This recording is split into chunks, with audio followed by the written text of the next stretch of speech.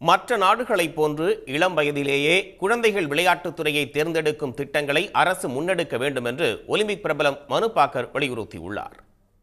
Paris Olympic துப்பாக்கி சுடுதலில் 2 வெண்கல பதக்கங்களை வென்ற மனு பாக்கருக்கு சென்னையில் வேலம்மாள் கல்வி நிறுவனம் சார்பில் பாராட்டு விழா நடைபெற்றது. இதற்காக தனது தாயுடன் வந்திருந்த மனு பாக்கருக்கு மேளதாளம் முழங்க உற்சாக வரவேற்பு அளிக்கப்பட்டது.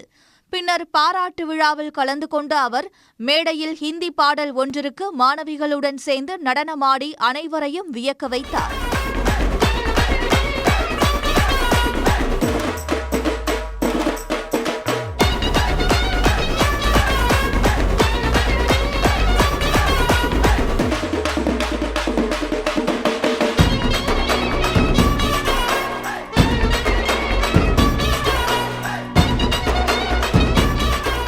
வேலம்மாள் பள்ளியில் பயிலும் மாணவர்கள் 2032 ஒலிம்பிக் தொடரில் பதக்கம் வெல்லும் நோக்குடன் வேலம்மாள் அறக்கட்டளை சார்பில் இந்த வருடத்திற்கான ஊக்கத்தொகையாக 2,07 லட்சம் ரூபாய் வழங்கப்பட்டது.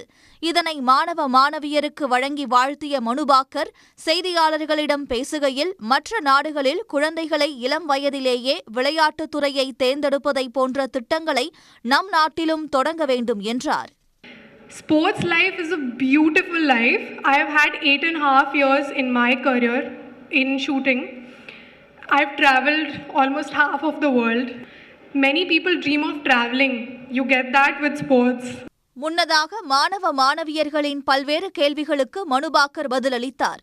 முடிவில் அவருக்கு வெள்ளியால் வடிவமைக்கப்பட்ட துப்பாக்கி வேலம்மாள் கல்வி குழுமம் சார்பில் வழங்கப்பட்டது. உள்ளூர் செய்திகள் முதல் உலக செய்திகள் வரை உங்களை சுற்றி நடக்கும் எல்லா செய்திகளையும் நொடிக்கு நொடி அறிந்து கொள்ள சன் நியூஸ் வாட்ஸ்அப் சேனலை ஃபாலோ செய்யுங்கள். QR கோடை ஸ்கேன் செய்து சன் நியூஸோடு இணைந்திருங்கள்.